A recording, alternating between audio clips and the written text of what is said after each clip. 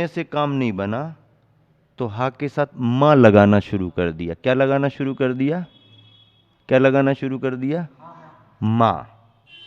माँ मतलब मत करो, हा माँ, अब मत करो। कर दिया, आश्चर्य हो रहा है कि तुमने ऐसा किया, अब मत करो, सजा हो गई। जब माँ से भी काम नहीं बना तो धिक लगाया, हा माँ, अब इससे भी काम नहीं चला तो तुमको धिक्कार है कि तुमने ऐसा किया। ये तीन व्यवस्थाएं आदिनाथ ने दी राज्य अवस्था में, भरत चक्रवर्ती ने ये नहीं दिया। ये आदिनाथ ने व्यवस्थाएं दी। दंड व्यवस्था में आदिनाथ ने हा माँ और धिक दिया। इससे भी बढ़कर के जब उपद्रवी पैदा होने लगे, खुरापाती पैदा होने लगे, मर्यादाएं तोड़ने वाले पैदा होने लगे, तो चक्रवर्ती ने, भरत ने उनको नियंत्रित करने के लिए शारीरिक दंड देना शुरू किया।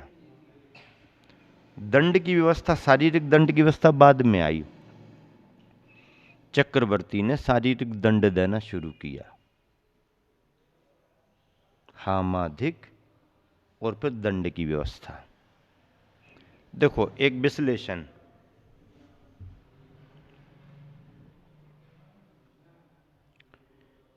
जहां पर व्यक्ति अकेला है वहां पर संग्रह नहीं।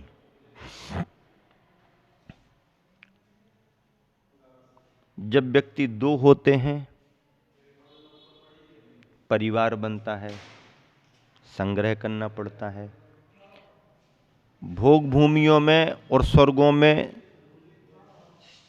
सुविधाएं निश्चित हैं तो वहां संग्रह की बात नहीं है।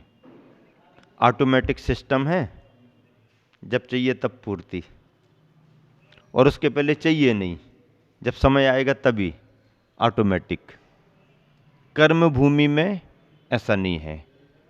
तो कर्म भूमि में यदि कोई अकेला है तो संग्रह करने की जरूरत नहीं। जैसे सन्यासी, त्यागी, भोजन हो गया, भजन हो गया, छुट्टी, क्या करना, उसको संग्रह नहीं करना। संग्रह कब करना पड़ता है? जब वह अकेला व्यक्ति अपने परिवार को बसाए। भैया अब अकेले थे तो चिंता नहीं थी, अब दो हो गए हैं तो कुछ तो व्यवस्था करो, कहीं रहने की व्यवस्था करो, कुछ भोजन बर्तन आदि का इंतजाम करो। दो हो गए तो संग्रह होगा। अब जहां संग्रह होगा वहां सुरक्षा करना पड़ेगी। जहां संग्रह होगा वहां सुरक्षा करना पड़ेगी। अब सुरक्षा मैदान में तो होगी नहीं। अरे इतना सा भोजन भी रखोगे और मैदान में खुला रखोगे तो कहीं भी चला जाएगा। तो भैया चलो कच्चा ही मकान कुछ बना तो लो, दीवारें नहीं है तो चलो प्लास्टिक पन्नी लगा लो, थोड़ा सा कुछ तो कर लो, प्लाई बोर्ड लगा लो, पन्नी लगा लो, एक आध दरवाज़ा लगा दो, खाने पीने का सामान रखा है, बारिश पानी से बचाव करना। तो संग्रह है तो सुरक्षा है। सुरक्षा में दीवार आ जाते हैं, द्वार आ जाते हैं, ताला चाबी आ जाते हैं सुरक्षा में। अब जहां दीवार दरवाजे आएंगे, ताले लगेंगे, तो ताले तोड़ने वाले फिर पीछे लगेंगे।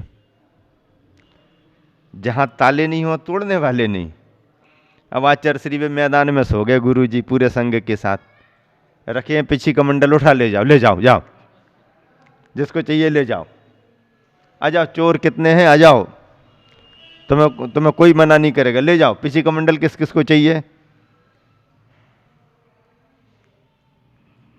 आहार करके हम घर से लौटते हैं, कभी कभी हम नहीं कह पाते कि कमंडल ले आओ, लेकिन श्रावक तो बड़ा होशियार है कि महाराज जा रहे को क्या करें, हम जल्दी में जाओ हमारे काम ही का नहीं है। पिछी तो हाथ में ले गए महाराज जी, पिछी तो हाथ में लेके जा रहे, अब कमंडल को रख के हम करेंगे क्या? भैया महाराज के साथ कमंडल और भेजा दूं कमंडल काम का ही नहीं उसके। अभी हम चौराहे पर रख करके आ जाएं कमंडल, सुनो, अभी हम चौराहे पर कमंडल रख करके आ जाएं तो कोई कमंडल उठाएगा नहीं। थोड़ा हम खड़े होकर के 9 बार नमोकार मंत्र पढ़ लें, क्या खड़े होकर के सबके सामने 9 बार नमोकार मंत्र पढ़ लें, नमोकारी मंत्र पढ़ा अकेला खड़े होके नमोकार, और वहीं अच्छा ऐसा रखे आए, थोड़ा पानी डाल के रख के आ जाए, 100-200 आदमी भी देखेंगे तो हाथ नहीं लगाएंगे, भैया पता नहीं गाड़ी आजू बाजू से निकल जाएंगी, भैया बाबा जी का कमंडल रखा है। वो ऐसी चीज है कि आदमी के काम ही करनी है ना। जैनी आदमी होगा तो उठा लेगा, जैनी आदमी समझता है कि भाई कुछ नहीं, महाराज जी का कमंडल है, पानी है। लेकिन अजैन आदमी ये सोच सकता है कि बाबा जी ने कोई मंत्र पढ़ करके रख दिया, टोटका कर दिया, कुछ भी कर दिया, वो हाथ नहीं लगाएगा। भले तुमको बुलाएगा, भैया इनको देखो ये तुम्हारे महाराज जी का है इसको ले जाओ, उठाओ, गाड़ी बाहर निकलना है, हमको निकलना, उनको निकलना, ऐसा कह करके तो करेगा, लेकिन वो हाथ नहीं, क्योंकि उसको ऐसा लगे कुछ है। हम लोग जंगलों में रुक जाते हैं, सड़क के किनारे सो जाते हैं, पीछे कमंडल रखे रहते हैं, कोई हाथ ही नहीं लगाता। एक बार ऐसा हुआ पुसद में, राजेश भैया यहाँ पर हैं, पुसद में गर्मी की हम लोगों ने और बिहार कर दिया, नहीं अनसिंह से बिहार करके पुसद जा रहे थे, पुसद जा रहे थे, गर्मी थी, जितना चलना था उतना चल नहीं पाए। ऐसा लग रहा था कि बस्ती के किनारे तक पहुंच जाएंगे, धूप बहुत तेज होने से थोड़ा लेट निकले, स्पीड बनी नहीं तो वहाँ तक पहुँचे नहीं। अब एक घाटी आती है, मोड़ आता है, और वो मोड़ के यहाँ पहुँचते पहुँचते शाम हो गई। अब लगा कि अब आगे जाना ठीक नहीं, जंगल अंगल भी जाना है। साथ में कार्यकर्ता थे, बोले महाराज जी अब और आगे कुछ जगह नहीं मिलेगी, यहीं पर आप रुक जाओ। ठीक है, टर्निंग थी, थोड़े से उससे हट करके ऐसा थोड़ा सा ऐसा मैदान सा था, यहीं पीछे लगाओ, पाटा वाटा ले आओ, यहीं सो जाएंगे। गर्मी थी, सो गए। अब सो तो गए हम लोग रात में, अब आने जाने वालों को लगा कि यहाँ पर कुछ लोग हैं, अब अपने साथ एक आध 2-4 लोग तो रहेंगे, 2-4 लोग तो रहते हैं। अब वो खबर पहुँच गई पुसद में और आसपास कि वो घाटी के यहाँ पर कुछ लोग हैं, गाड़ी वाहन रात में निकलते, घाटी के यहाँ पर कुछ लोग हैं, तो उनको संदेह हो गया कि कहीं कोई ऐसा ना हो कुछ मामला, कोई कहीं कोई लूटपाट करने वाले ना हो। अब वो पुलिस वाले और ये और वो गाड़ी लेकर के रात में आ गए देखने के लिए। अब वहाँ गाड़ी आई पुलिस की, तो ये लोग तो थे ही, क्यों साहब क्या बात है, अरे कौन कौन है यहाँ पर, क्या है। उन्होंने कहा साहब धीरे धीरे बात करो, धीरे धीरे बात करो, रात है, महाराज जी यहाँ पर सो रहे हैं। कौन महाराज जी, क्या महाराज जी। तो उन्होंने पास में ले जाके दिखा दिया, हमारे गुरु जी हैं, और पहुँचना था आगे पुसद के लिए, लेकिन जा नहीं पाए, इसलिए यहीं पर विश्राम कर रहे, सवेरे पहुँचेंगे। उन्होंने देखा दाखा और बोले ठीक है साहब, और कोई ज़रूरत हो तो। आदमी समझ जाता है जल्दी, इतना परिचय हो गया है मुनियों का सबसे, जैनियों से, अजैनियों से, पुलिस वालों से। मतलब हम लोग यूं निकलते जाते, पुलिस वाला कभी गाड़ी खड़ी करके कोई पूछता ही नहीं, आम परिचय उसको है, जैसे सभी लोग आते जाते हैं, ऐसा उनकी नज़र में आ गया है कि ये तो जैन महाराज हैं, जैन गुरु जी हैं, आते जाते रहते हैं। शुरू शुरू में जब महाराज जी गांव में पहली बार आए या कभी कम आते थे, तो लोगों को थोड़ा लगता था कौन है, कैसे, क्या। अब तुम्हारे खाते ही गांव में देख लो, अजैन बंधु वगैरह सब समझते हैं, तुम्हारे महाराज जी फिर से आ गए, ये आ गए, वो चले गए, वो माता जी। मतलब अब बहुत सरल हो गया, सभी को खूब अच्छा लगने लगा। तो इस तरीके से ये सभी विषय चल रहे हैं और बहुत अच्छा विषय है, इस विषय को आगे बढ़ाएंगे। लगभग आपका समय हो रहा है, इसीलिए इन पंक्तियों को थोड़ा सा फिर से, ये चोरी के भाव जागते हैं जागे हैं, चोरी मत करो, चोरी मत करो, यह कहना केवल धर्म का नाटक है, उपरिल सभ्यता उपचार, ऊपर ऊपर की बात है। धन का अत्यधिक संग्रह किया जाए तो जो अभावग्रस्त लोग हैं, परेशानी में पड़े लोग हैं, उनके मन में चोरी करने के भाव पनपते हैं। हालांकि उनके ऐसे भाव होना उनका अशुभ कर्म है, उसके पास में धन का संग्रह होना उसका शुभ कर्म है, पुण्य कर्म है, लेकिन एक दूसरे में निमित्त बनते हैं। इसीलिए ये विषय इस तरह से रखा। हमने बिंदु क्या दिया कि यदि संग्रह होता है तो सुरक्षा की चिंता, सुरक्षा के लिए दीवार दरवाजे ताले लगते हैं, ताले लगते हैं तो ताले तोड़ने वाले पीछे लगते हैं, और तोड़ने वाले पीछे लगते हैं, तोड़ते हैं तो उनको पकड़ने वाले पीछे लगते हैं, पकड़ करके फिर उनको दंड व्यवस्था में सजा दी जाती है। और ये क्रम कर्म भूमि का है। यहाँ पर धर्म भी है तो कर्म में व्यसन, बुराइयां और अपराध भी हैं। भोग भूमियों में संयम नहीं है तो असंयम के रूप में पाप भले हो पर अपराध, अनैतिकता नहीं है। कर्म भूमि में धर्म है, धर्म की श्रेष्ठता भी है, लेकिन यहाँ पाप के साथ साथ अपराध प्रवृत्ति भी है। अपराध प्रवृत्ति मनुष्य को पहले छोड़ना चाहिए, फिर पाप से ऊपर उठ करके धर्म का पालन करना चाहिए। इसी शुभ भावना से विराम देता हूँ। महावीर भगवान की। मूक माटी के संदर्भ में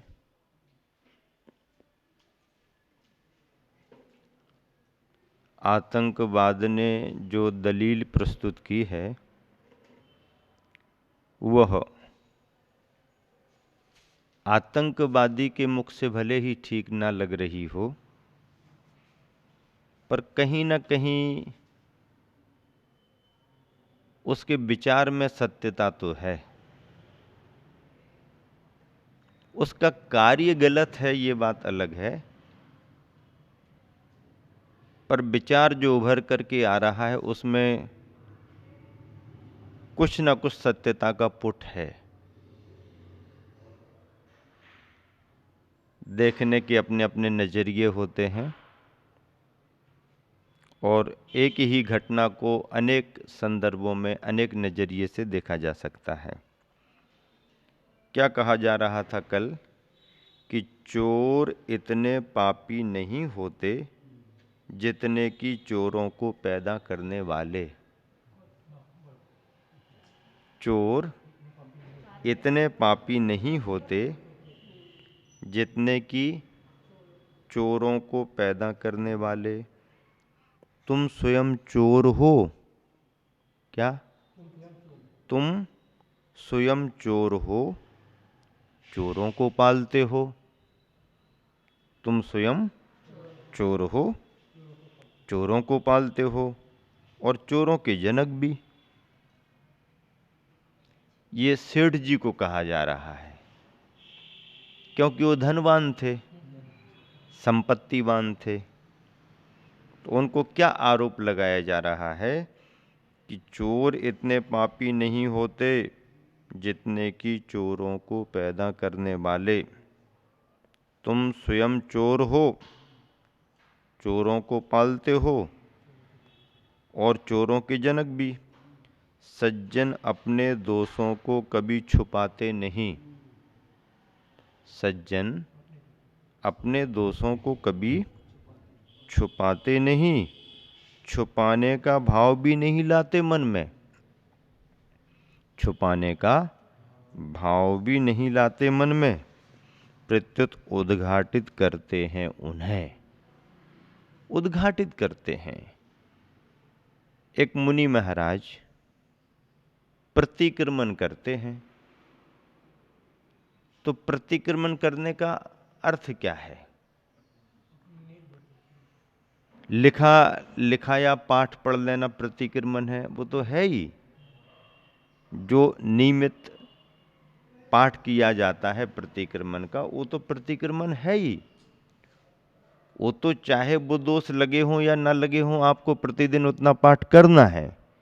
लेकिन प्रतिक्रमण तो वो है कि जो भी उस समय मनसा वाचा कर्मणा त्रुटि हुई, दोष लगा है धर्म के मार्ग में, रत्नत्रय के मार्ग में,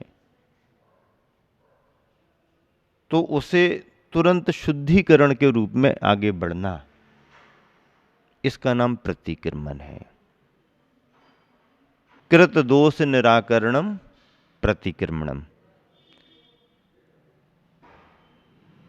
हुए दोषों का, किए दोषों का ज्ञात अज्ञात भाव में लगे दोषों का शुद्धिकरण जो किया जाता है भावों की निर्मलता के साथ, उसका नाम प्रतिक्रमण है।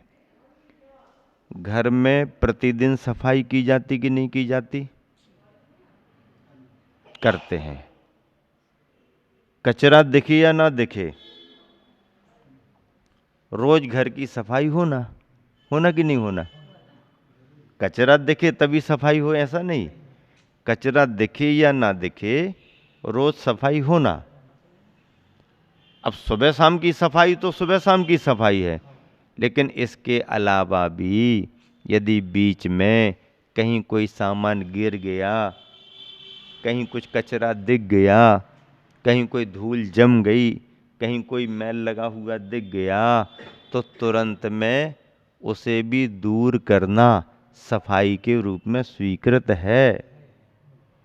तो सुबह शाम प्रतिक्रमण तो होता ही है, लेकिन बाकी समय में भी यदि कहीं कुछ लगा तो उसका संशोधन, इसका नाम प्रतिक्रमण है। तो प्रतिक्रमण में एक साधक मुनिजन क्या करते हैं? जो भी मनसा वाचा कर्मणा हुआ है उसको उद्घाटित करते हैं।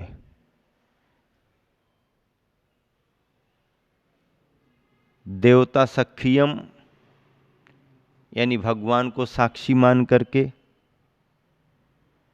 अपसखियम आत्मा को साक्षी मान करके, परसखियम गुरु को साक्षी मान करके, देव को साक्षी मान करके, गुरु को साक्षी मान करके और अपनी आत्मा को साक्षी मान करके, या अपने से बड़े जन जो भी हैं गार्जियंस अनुभवी, उनको साक्षी मान करके अपनी बात को रखना। आलोचना, प्रतिक्रमण और प्रत्याख्यान। आलोचना होती है, प्रतिक्रमण किया जाता है, और अब आगे ऐसा नहीं करेंगे, प्रत्याख्यान किया जाता है। निंदा गरिहा भी होती है।